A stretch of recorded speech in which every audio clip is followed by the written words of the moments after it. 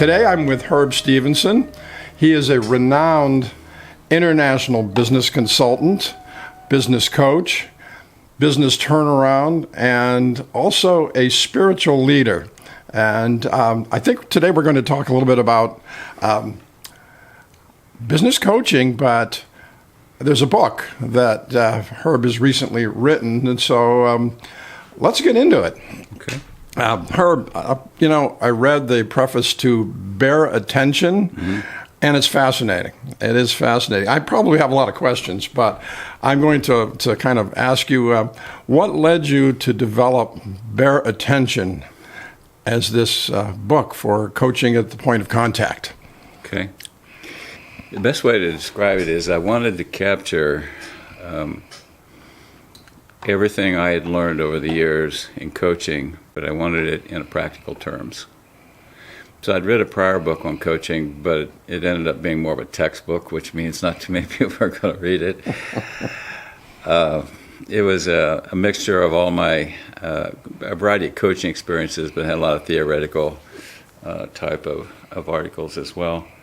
But after it came out, I realized I needed something that really captured what I do. So what makes this a little more complicated, I guess you would say, is I was Gestalt. I am Gestalt trained. I used to teach at the Gestalt Institute of Cleveland in the organizational and clinical side. And Gestalt is a presence-based approach to either therapy, coaching, or organizational development. And I didn't feel like there was a clear explanation of not only what is it to stay present, which is bear attention, but it's also how to apply that, how to do it in practical terms. An example, one of the things that in the book is a chapter on chasing. It's very easy to fall into a performance trap if you're a coach. I want to show you my worth and make sure you want me to come back type of thing. Mm-hmm. Okay? And so I'm looking for a way to show you my value, but what ends up happening is I'm chasing an issue that instead of sitting there being patient and supporting you to get present and pay attention to what is the core issue that you would like to work on, I get in my own way. And so when I put that out there, the feedback I've gotten from people is, boy, that chasing chapter, exactly what I do, and I always get in trouble. So that's the driving force of the book. The other aspect of it, when you brought in the fact about spiritual, Gestalt by its very nature, especially in the later years when Fritz Perls developed it, was a way of being in the world, very spiritual.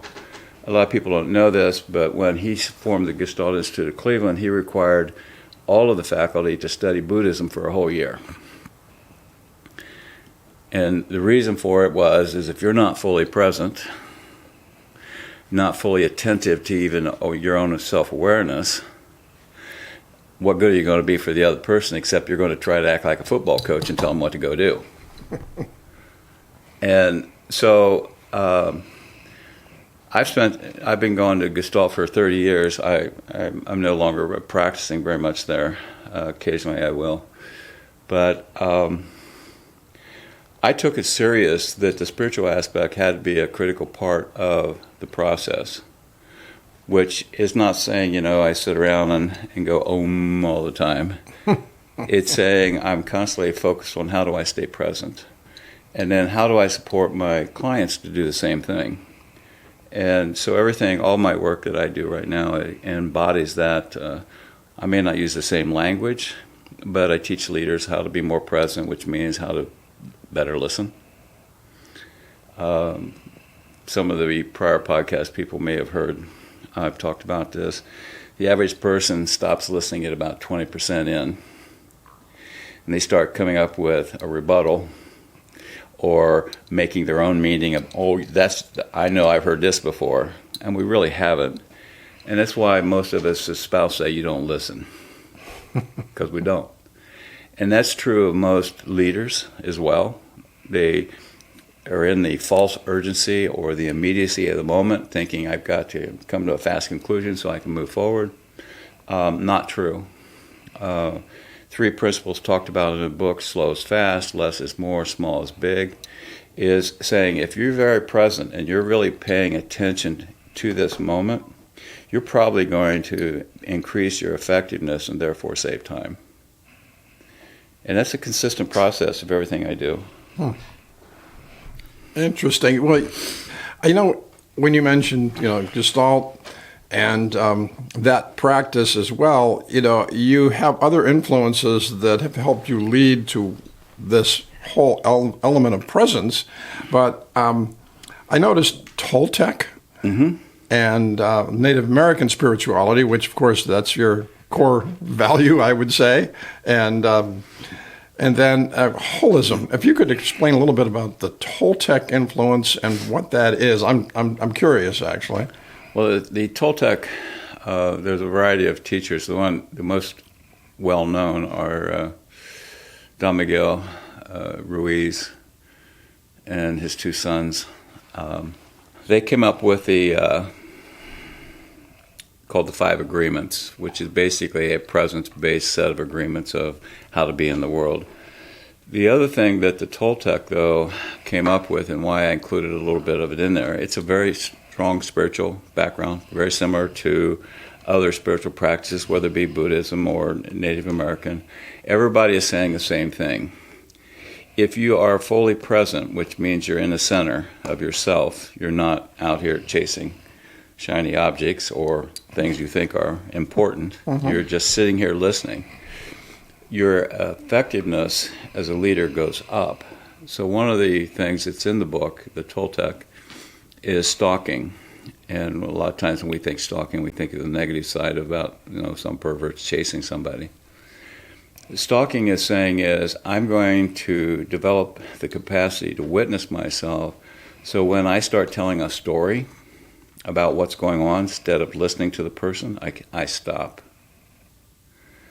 And when I stop, the person will notice I'm listening better, and they get more attentive to us as well, so it creates this, let's just call it, contagious sense of presence. And so there's an entire process around stalking. There's a lot of other teachers, Lujan Matus, Thun Mayers. I have this habit. Once I start reading something, I read everything I possibly can find. Why not? Yeah, so I've read thousands of pages of this stuff. So the core of it is they're saying if I stay fully present to the moment, I will be more effective. So holism, J.C. Smuts developed this in 1926. Most people know the phrase, the whole is more than the sum of its parts.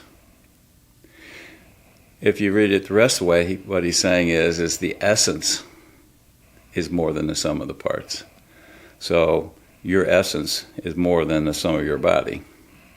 It's more than the sum of your thoughts. So I bring holism into it from the point of view of saying is that we are in a constantly evolving process, which is partly what coaching does. It helps us learn to evolve beyond what we've taught we're supposed to be and teaches us how to be who we really are. That makes sense. So for me, my goal has always been, since I was about 38, was a realization that what I really enjoy is supporting people to be more fully who they are. In Gestalt, they would call that the paradoxical theory of change. The more I just be who I am, the less problems I have, the less worry I'm out chasing all these dangerous things like we have in our country right now. So in a way, it's helping someone, and I'm trying to digest this into helping someone really find their self and centering themselves without the outside influences and finding who they are right now. In this moment. In this moment. Right. We're in this moment right now. Yeah. So it doesn't mean we forget all the skills we've had and all the things we've learned. It's just how we apply them. And our application for that is truly in the moment. That's when we can decide what we need to do and how to go about doing it. So what was the other ones you were interested in? I was asking. There was a few other things. No, there was. You said Toltec smuts, and I'm fascinated by the Toltec, but that's another conversation in itself. Phenomenology and existentialism. They're all saying the same thing: it's about being fully present. So phenomenology is we describe. We do not tell a story. We don't interpret. We just. I notice your eyes are looking at me. Yes. Instead of me making a meaning is you're looking at me kind of funny. Okay. We interpret naturally to feel safe. Phenomenology teaches us just to be descriptive. So from a point of view of obviously the complexity of theories I'm going to bring in is going to show up. Phenomenology partly is by Eugene Genlin called focusing, and it's focusing only on an experience like sitting here and you noticing just what are you noticing sitting here. Could be energy in your body, it could be you're noticing that you're looking pretty intently at me, it could be a variety of things. But what it does is we shut the mind off and stop the interpretation. You shut the mind off and the interpretation, you suddenly experience something different. Example, did you ever walk out and see a sunrise, took your breath away? Almost. Okay. Yeah. Anything like that would do that, right. that makes you pause and you actually almost feel like you experienced that whole thing, what you just saw, would be a description of phenomenology because you did not interpret it, you just experienced it. And existentialism is very similar to that. They're often tied together. Interesting. There's one thing that, and maybe it's part of phenomenology, and it goes back many years when my daughter and I were riding a bike towards the sunset, and the sun was oversized. It was unbelievably beautiful. Mm-hmm. And we just together experienced that moment and never forgets it. She always brings it up. Never had to interpret it. No. Bingo. Yep. It's fascinating. But we don't stop to do that. So I've talked about this in a way that applies in a very simple way. Most people struggle with relationships especially executives, with their children and their spouse. So the exercise that I teach is they go home and for 1 minute every night, they just simply look in their eyes with soft eyes. Don't tell a story. They ask you what they're looking at. You say, I'm looking at you and I don't do it enough. Within 30 days, they will expect to find out if you're going to do that. And it changes the relationship because you're acknowledging and validating their existence. So it can be that simple. It doesn't have to be anything grandiose, but you had your moment. You'll never forget it. Oh, no. And then when you start looking at the total span of life, you have many moments, but do you value them? I think you should. We should, but we do move past them frequently. Yeah. But then there's always one, maybe more than that just is part of what made it a very positive experience of being here. But fascinating. So when you look at all of these elements, this is what really you've decided to kind of cull it together to develop the book. So if you want to kind of bring me into what led you to write Bare Attention?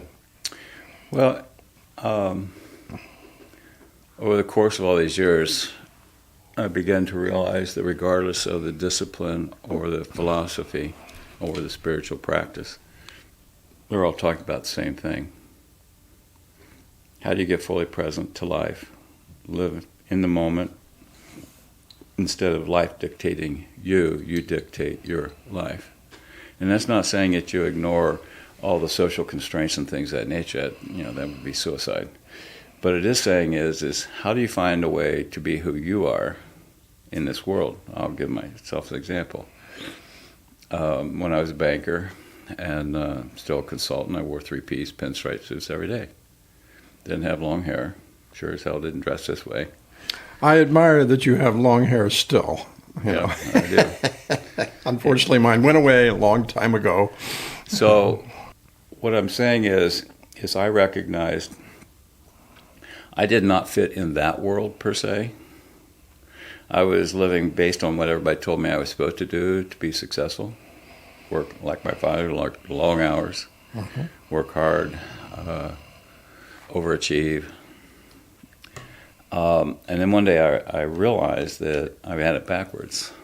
You know, I shouldn't be living to work. I should find a way to work so that I can live the life that I really want to do. And a lot of people use those phrases, but actually don't practice them. Mm-hmm. And so I stay within daily practices to support myself. So I meditate every day. The number of executives now who are willing to listen to me to meditate is dramatically increased because they're realizing what's not working. So let's try something new. Getting people to go for a walk, get away from their desk, quit talking to the computer monster, try to be more relational. One of the ways to do that is get up. If people are back in the office, why not get off your desk and walk down and say hello, and then whatever it takes 2 minutes to do versus 20 minutes of an email. Mm-hmm. We're highly inefficient now. I was just at a group and I was talking about email, and I said, you know, if you write a long email to me that's more than 3 sentences, I probably won't read it. And they got really upset because people personalize this is a work of art, their emails. And they were very upset about it. And I said, well, that's fine, but what I would do is I would call you up and saying, obviously this is very important to you. You've got a lot of details. Tell me what you need me to know so I can respond to you in 2 minutes versus me spending 20 minutes and then 20 minutes writing. So we've killed an hour, which could take 3 minutes. And we've lost that. Yeah. And so emails have become more of a hindrance in many cases. So the things that I tell them is if you're going to write a long email, then put it into a memo. In the email that you attach it to, you say, this is what this is what I need from you, and this is what I needed. Clear direction. They can decide then when they want to do it, and if it's really important, they'll pull it out, and they may even print it. But it's now established a prioritization about, and what do I want, instead of oftentimes this long regurgitation of, I call it self-importance. I think, well, you know, and sometimes we just continue doing our things, but then we've become slaves of technology overall. We have, and the issue is how do we use it to support us and enhance the quality of our life? Not to create avoidance of social contact, because that's really a lot of it. And COVID did not help us at all. No. It isolated us. It took us out of the social interaction that was happening. I have companies that have hired people during COVID. They didn't know that the normal was to get up, take a shower, get dressed, and drive to work and drop the kids off. Now they're being asked to do that, and they're saying, well, wait a minute, I didn't sign up for that. And you think about it, I mean, they had no reference point to that. Nobody assumed to tell them that eventually this is going to happen. And they're also saying is, well, now you want me to have a pay cut because if I had to do all those things, that's going to cost me money. That wasn't agreed to. And so we are in a whole lot of just crazy places. So, yeah. So coming back to then writing Bare Attention, all of these areas of thought and guidance and coaching. When did you write the book, and where is it today, and is it being launched? It's launched. Let's see. Probably wrote over 24 and 25. It probably got published early this year or late last year. Honestly, I have no idea. My editor takes care of all that stuff. Well, it is launched. It's on Amazon. It's gotten good reviews. Gotten a lot of feedback. People look at it, they'll see that there's some internationally and globally known people who actually review the book, and Barry Johnson and a few other people did. They're friends of mine. So it's and I'm being asked. I've had companies come out. They bought 70 of the books and then brought me out to train off of the book. So that's happening as well. That's it. It's become its own It's business development model in a way. It's starting to. Yeah. Fantastic. Well, the book itself is for business coaches, or it can be for anyone who is a leader or wants to help people. As it said in the if you read the foreword, it could be for therapists, coaches, leaders. And when I wrote it, that's what I was approaching, is I wanted to create something that would be useful to people who come from a presence-based coaching, a therapist, but also from a leadership point of view. I wanted to create it as much of a universal, but if you just stick to coaching, it could be any type of coaching, because right now there's probably 100 types of coaching out there. There's health coaches, life coaches. I'd like to recommend people to really Bear Attention by Herb Stevenson, helping coaches become more effective and understanding how to be in the presence themselves with their clients.